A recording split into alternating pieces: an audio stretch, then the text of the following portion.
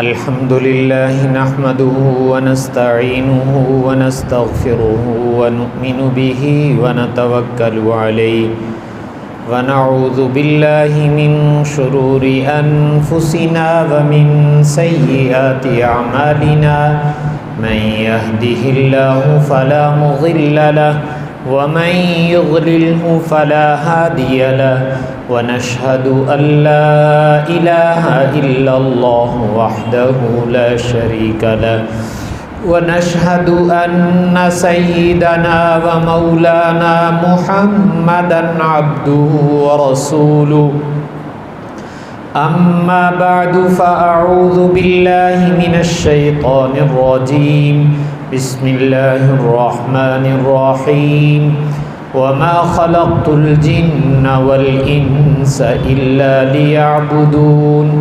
وقال النبي صلى الله عليه وسلم إن الله تعالى يقول يا ابن آدم تفرغ لعبادتي أملأ صدرك غنى وأسد فقرك وإلا تفعل ملأت يدك شغلا ولم أسد فقرك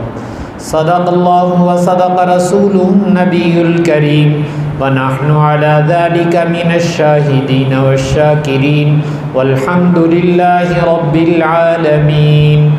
اللهم صل على سيدنا محمد النبي الأمي وعلى آله وأصحابه وسلم تسليما كثيرا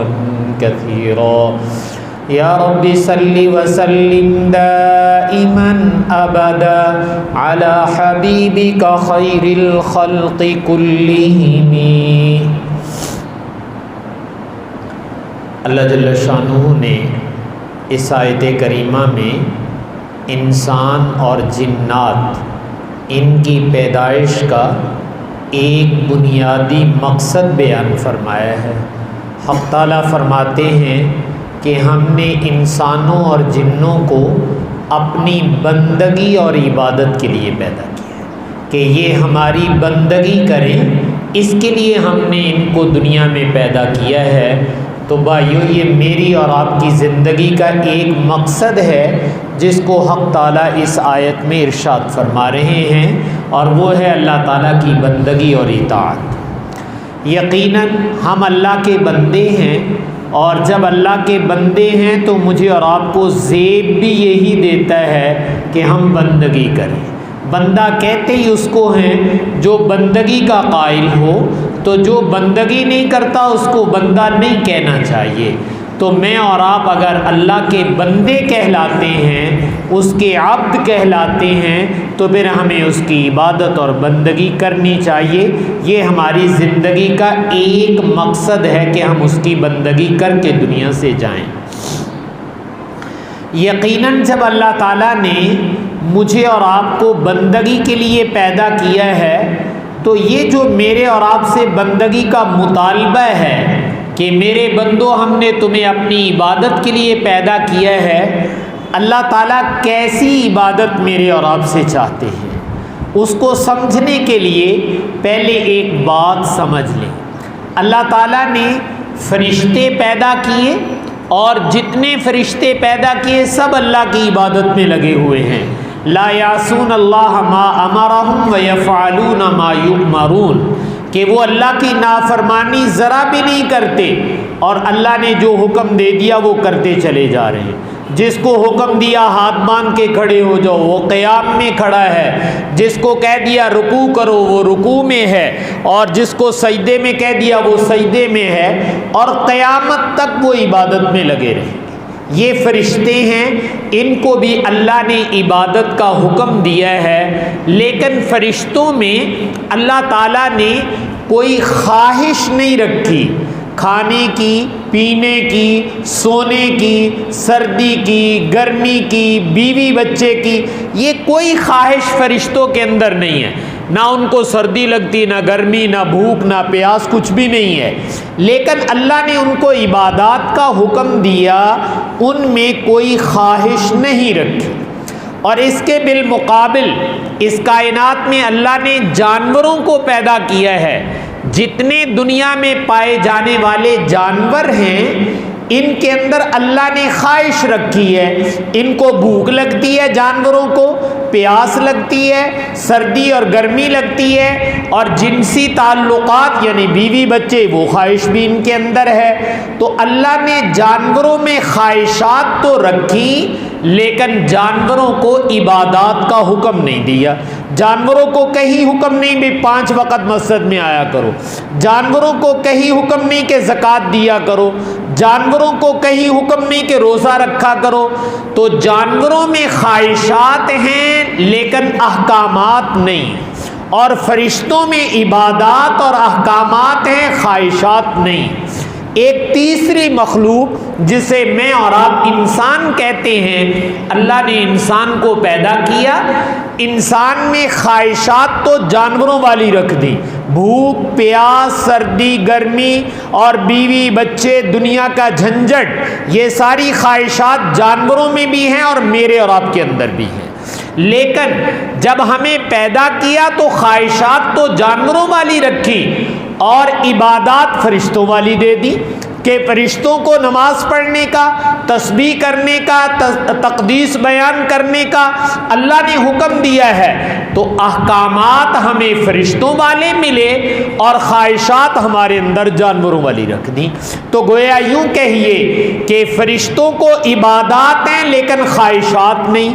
جانوروں میں خواہشات ہیں عبادات نہیں، اور انسان میں عبادات بھی ہیں اور خواہشات بھی ہیں۔ یہ دو متضاد چیزیں، ایک فرشتوں والی ایک جانوروں والی،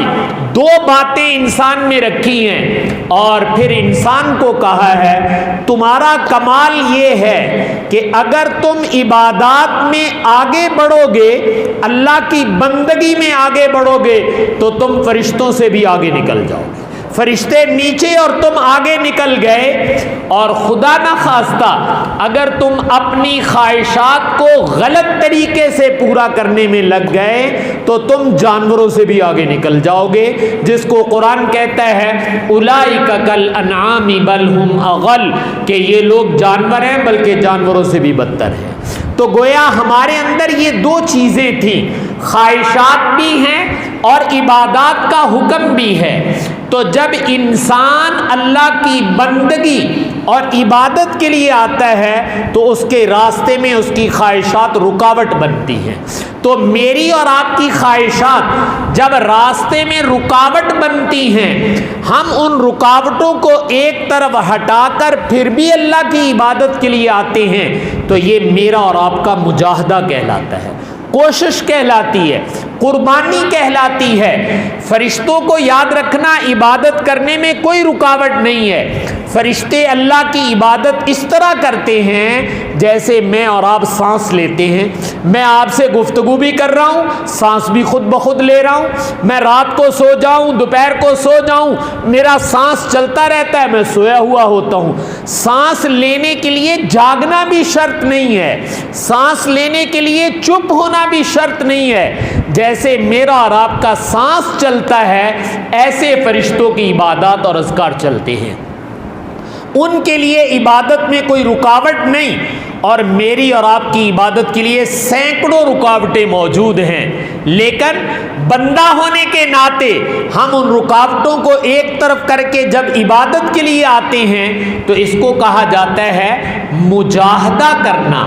کوشش کرنا۔ تو ہم جب عبادت کے لیے آئیں گے تو ہم مجاہدہ اور کوشش کر کے آئیں گے۔ فرشتے جب عبادت کریں گے وہ بغیر رکاوٹ کے کریں گے۔ تو اللہ تعالیٰ جو قرآن میں فرما رہے ہیں وَمَا خَلَقْتُ الْجِنَّ وَالْإِنسَ إِلَّا لِيَعْبُدُونَ، کہ انسانوں اور جنوں کو میں نے اپنی بندگی کے لیے پیدا کیا ہے۔ اس عبادت سے مراد ہے جو کوشش اور مجاہدے کے ساتھ کی جائے، جو رکاوٹ کے باوجود کی جائے۔ یہ عبادت اللہ تعالیٰ دیکھنا چاہتے ہیں کہ میرے بندے رکاوٹوں کو ہٹا کر پھر بھی محنت اور کوشش کے ساتھ میری عبادت کرتے ہیں۔ تو جب بھائی رکاوٹیں ہٹا کر محنت اور کوشش کے ساتھ عبادت کی جاتی ہے تو اللہ تعالیٰ اس عبادت کی قیمت کو بڑھا دیتے ہیں۔ اور قرآن پاک میں اللہ تعالیٰ نے اعلان کیا ہے اولئک ھم الوارثون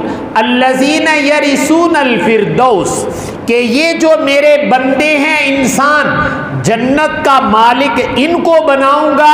اور جنت الفردوس کے مالک اور وارث یہ لوگ ہوں گے۔ تو چونکہ انہوں نے عبادت مجاہدے کے ساتھ کی ہے، کوشش اور محنت کے ساتھ کی ہے، تو ان کی تھوڑی عبادت کی قیمت بھی اللہ نے زیادہ لگا دی، اور وہ 50 60 70 سال ہم دنیا میں رہے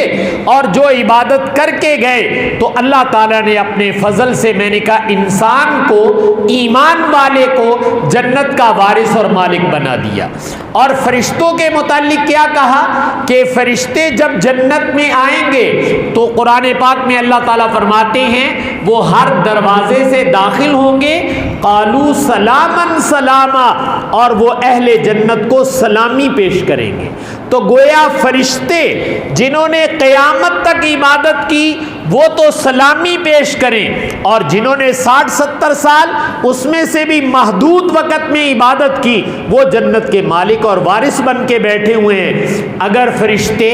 یہ اعتراض کر دیں کہ یا اللہ عبادت تو ہم نے زیادہ کی ہے، ہمیں وارث بنانا چاہیے، انسان نے تو 50 60 سال اس میں بھی محدود وقت عبادت کی ہے، اس کو جنت میں نوکر رکھ دیا جائے، تو وہ یہ اعتراض کر سکتے ہیں۔ لیکن اللہ تعالیٰ نے اگر مجھے اور آپ کو وارث اور مالک بنایا ہے تو بھائیو اس کی وجہ ہے کہ میں اور آپ جو عبادت کرتے ہیں اور جو اللہ دیکھنا چاہتے ہیں وہ ہے رکاوٹوں کے باوجود مجاہدے اور کوشش کے ساتھ اللہ کی عبادت کرنا۔ تو جب مجاہدے کے ساتھ تکلیف برداشت کر کے کی جاتی ہے تو اللہ تعالیٰ اس کی قیمت میں اضافہ کر دیتے ہیں۔ اس لیے میں اور آپ یہ عذر نہیں کر سکتے کہ صاحب کیسے کریں، رکاوٹیں بہت ہیں، تکلیفیں بہت ہیں، تو بھائی میری اور عبادت کا ریٹ بھی تو زیادہ ہے، اور اللہ تعالیٰ نے مجھے اور آپ کو پیدا بھی تو اسی عبادت کے لیے کیا ہے، تو اس لیے عبادت یہ میرا اور آپ کا شیوا ہے،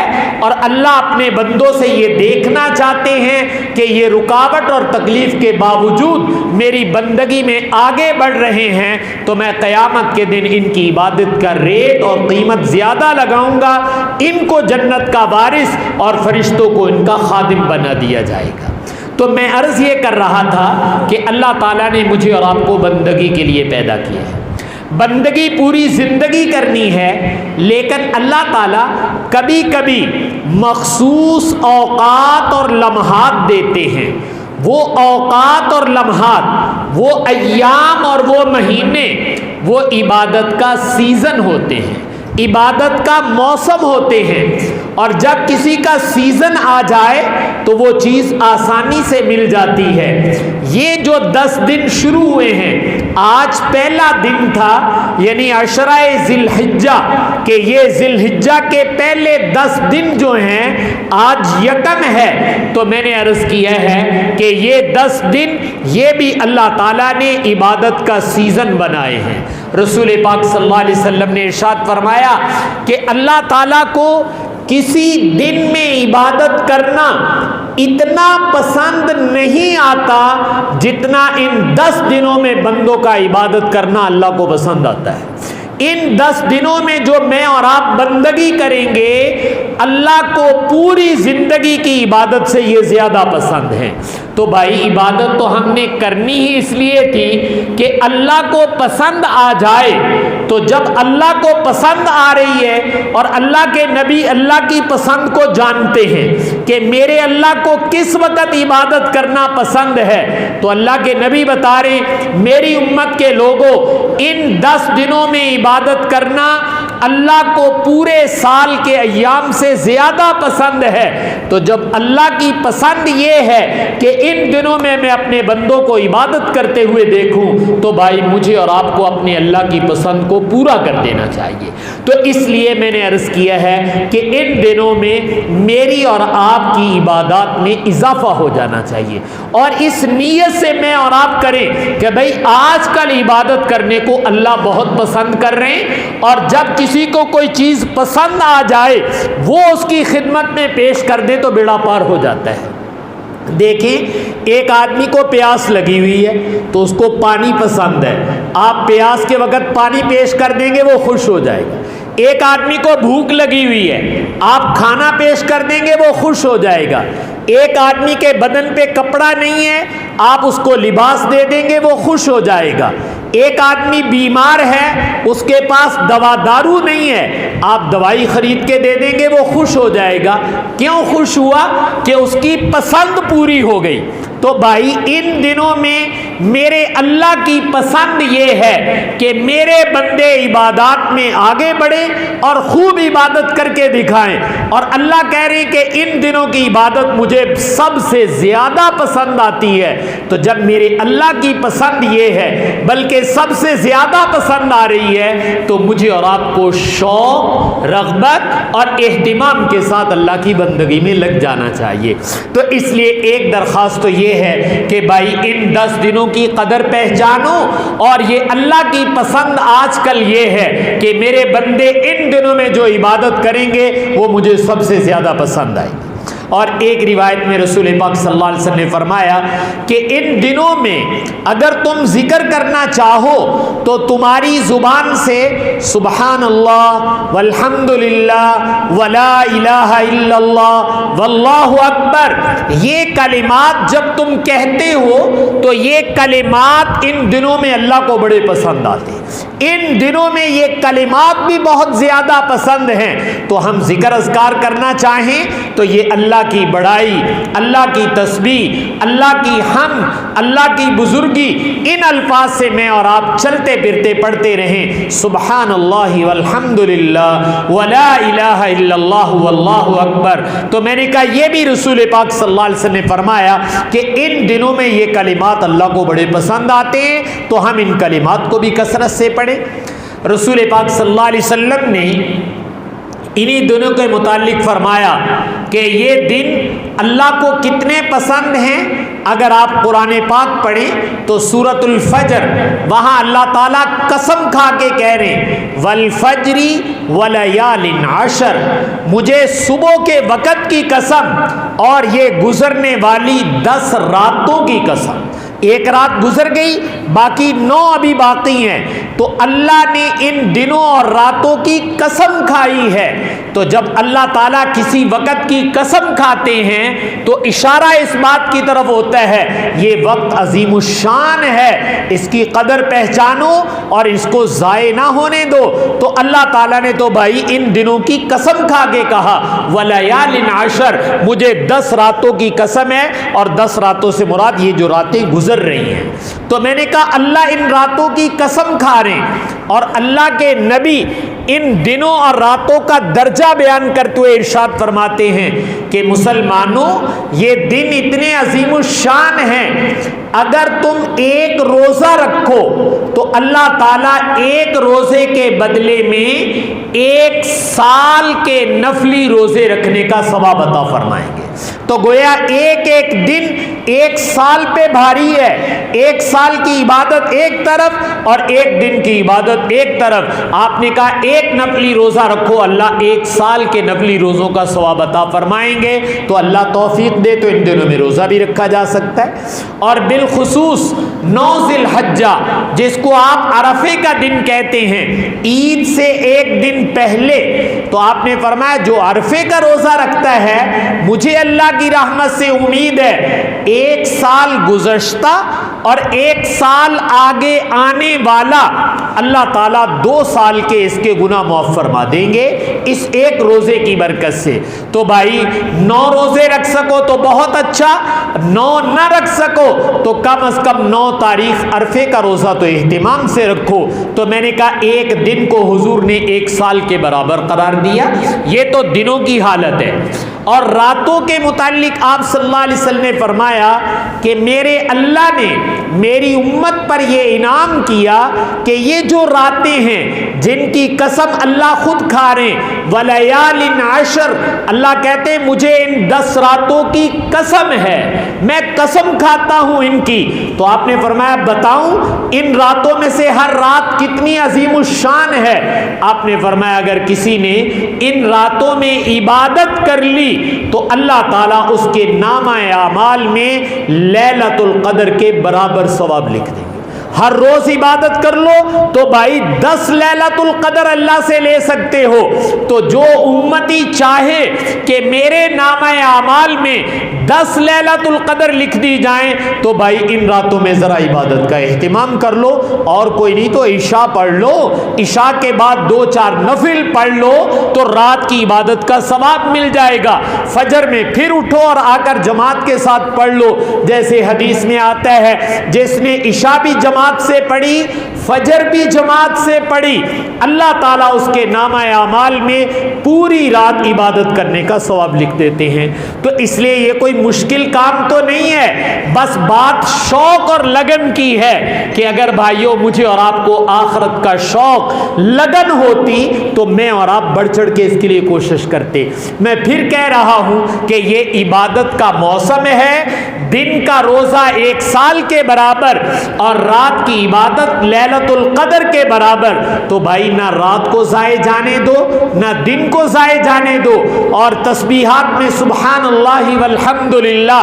اس کو کثرت سے پڑھو، اور دیکھ لو کہ میں اور آپ جتنی عبادات پہلے کر رہے تھے اس میں تھوڑا تھوڑا اضافہ کر دو۔ جتنے نفل پہلے پڑھتے ہو ان 10 دنوں میں 2 4 6 8 نفل زیادہ کر لو، جتنی تلاوت پہلے کرتے ہو اس میں آدھا پارا پاؤ 2-4 رکوع اضافہ کر لو، جتنی تسبیحات کرتے ہو اس میں اضافہ کر لو، جتنی دعائیں مانگتے ہو اس میں اضافہ کر لو، صدقہ خیرات کرتے ہو اس میں اضافہ کر لو۔ تو مطلب یہ کہ میں اور آپ اپنی عبادات میں اضافہ کریں، اس لیے کہ اللہ تعالیٰ نے سیزن بنایا، اللہ تعالیٰ نے موسم بنایا، اللہ تعالیٰ نے خصوصی موقع عنایت کیا۔ بھئی اسی سیل لون لگے ہاں، آؤ تے آگے سودا لے جو،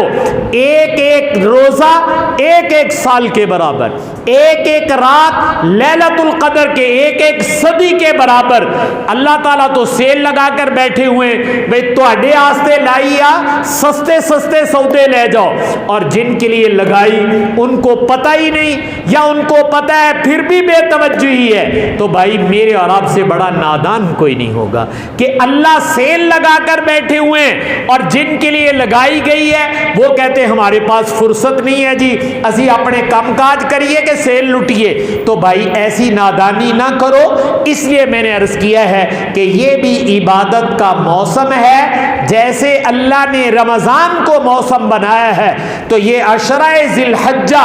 اس کو بھی اللہ نے موسم بنایا ہے، اس کی قسمیں کھائی گئی ہیں، اور اللہ کے نبی بتا رہے ہیں کہ دن بھی بڑے قیمتی اور راتیں بھی بڑے قیمتی، لہٰذا میرے اور آپ کے اعمال اور عبادات میں تبدیلی ضرور آنی چاہیے۔ پتہ چلے کہ مسلمانوں کی عبادت کا سیزن آیا ہوا ہے، تو اس لیے بھائی خود سے بھی اور اپنے گھروں میں بھی اس کا اہتمام کریں کہ ہماری عبادات بڑھ جانی چاہیے، عبادات میں کمی نہ آئے بلکہ عبادات میں تیزی آ جانی چاہیے۔ ایک تو بھائی اس کا اہتمام کیجئے گا، قربانی ہے انشاءاللہ آئندہ جمعے اس کے متعلق بھی کچھ عرض کر دوں گا، لیکن اس وقت میں نے عبادات پہ زور دیا ہے بھرپور انداز میں۔ میں نے کہا میں اور آپ اپنی عبادات میں اضافہ کریں۔